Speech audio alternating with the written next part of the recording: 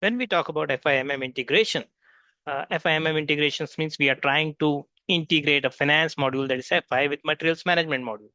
Now, what is quite important in this is, finance is the lifeblood of any organization, and money comes from finance even to purchase a material.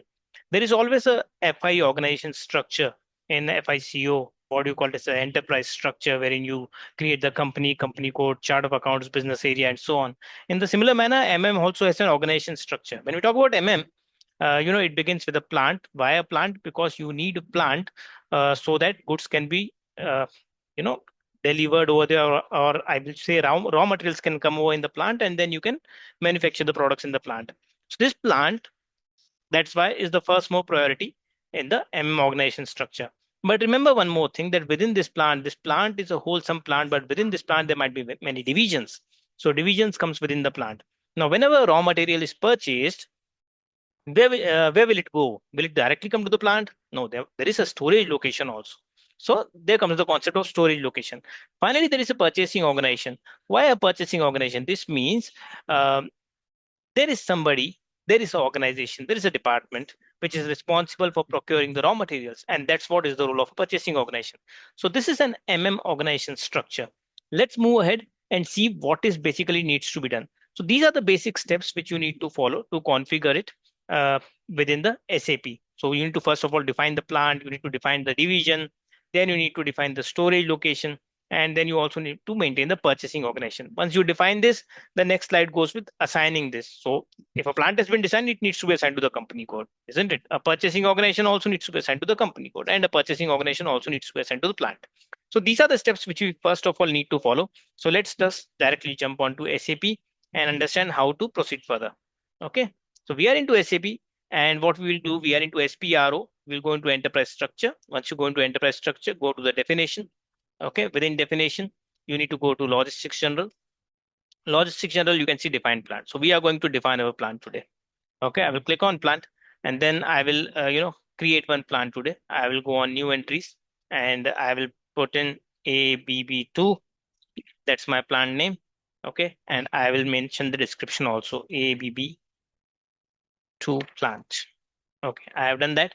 Once I have done that, I will just click on save. If you want, you can enter the factory calendar. Now the factory calendar, if you want to take it as a standard, you can take it for Germany 01. But in this case, I'm not taking any factory calendar at the moment. I will just click on save. Once I click on save, it will give a new pop-up to display the country. I will write my country. I have included the country name. Okay. And now I will click on save. And you see a TR is generated, and I will save this. So I have defined the plant. Okay. ABB2 is my plant. I will go back. Now what? The next thing is within the plant, there might be division. Okay. There are different divisions within the plant. So I will go and click on division, click on define division. Once I click on define division, division is of 2-digit character.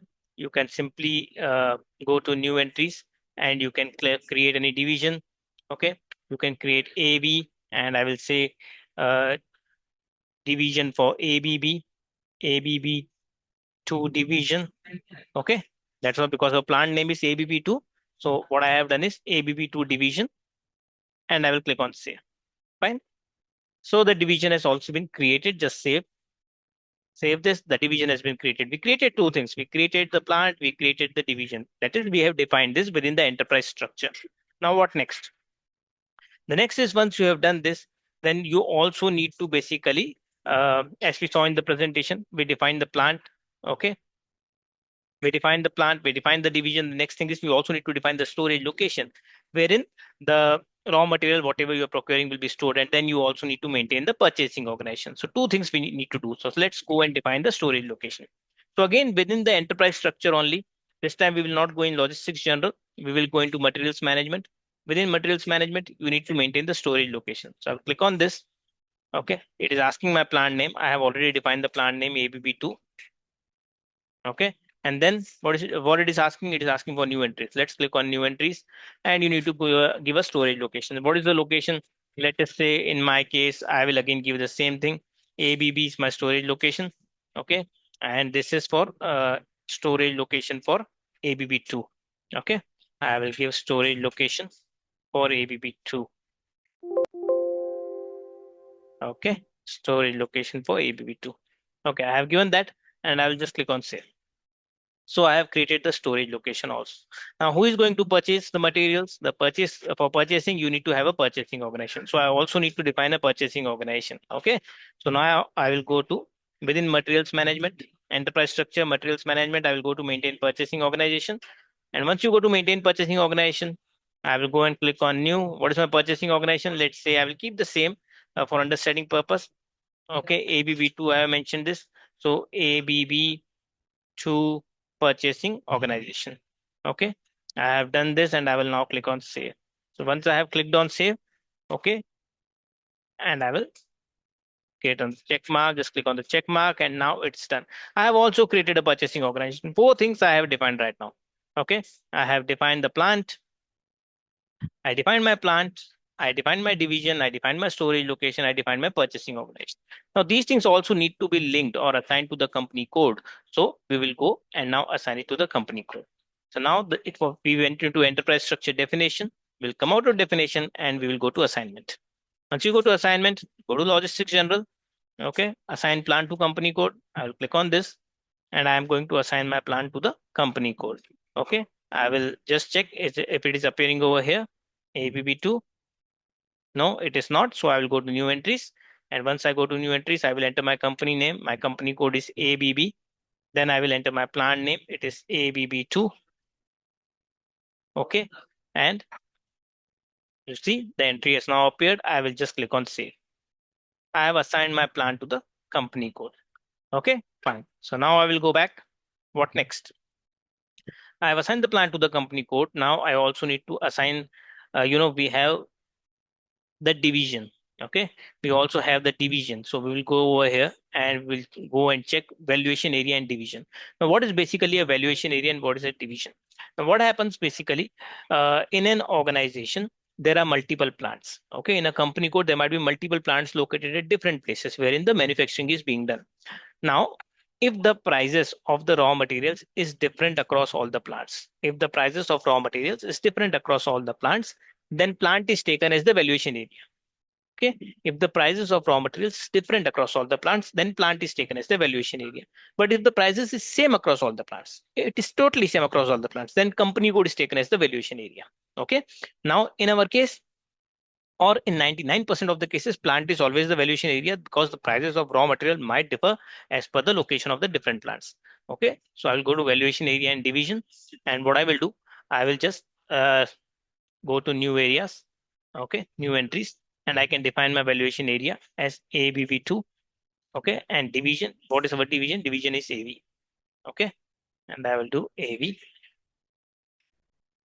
Okay, so our valuation area, that is our plant, and our division are now linked. So valuation area is nothing but it's the plant itself. So I have just click on check mark also. Okay, now I will go back. Fine, and now what I'm going to do, I will again go back, and now I need to go to assignment, enterprise structure, assignment. Then I need to go to materials management. Okay, once I go to materials management, you will find you have assigned purchasing organization to company code. So we created this purchasing organization. That is a department who is going to purchase the raw materials. Okay, we will click on position and the purchasing organization is ABB2. Here it is. We just need to enter our company code. I will enter my company code ABB.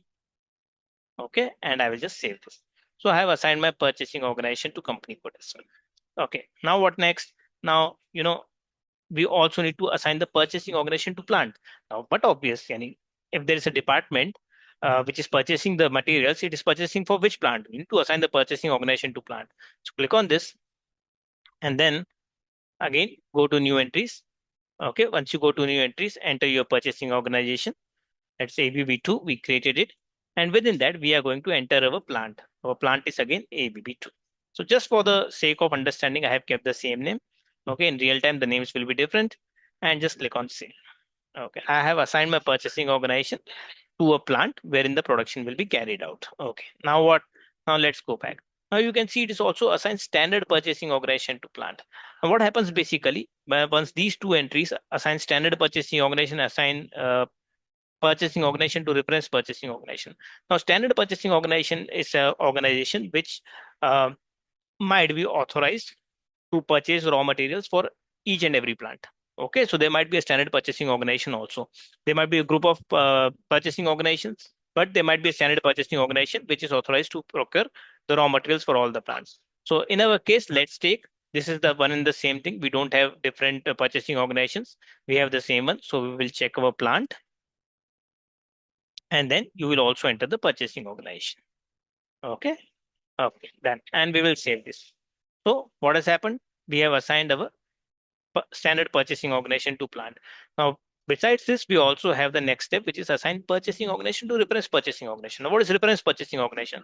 There might be a organization or a purchasing organization within a company code which has been authorized to enter contracts on behalf of all other purchasing organizations. Okay, so there might be different purchasing organizations, means different purchasing departments, but there is a particular department which is authorized to enter into contracts. Okay, so you need to also assign our purchasing organization to that reference purchasing organization. In our case, we have a single purchasing organization. So we will be assigning the same thing. Okay. And we'll click on ABV2. And we have done. Do not click on release order. Okay. This is the work of an MM consultant. We are not going to do it. And then we will click on save. Great. So we have clicked on save and that's it. So basically now what we have done, we have completed the organization structure. Okay, the MM organization structure has been defined in the system as well as it has also been assigned to the company code.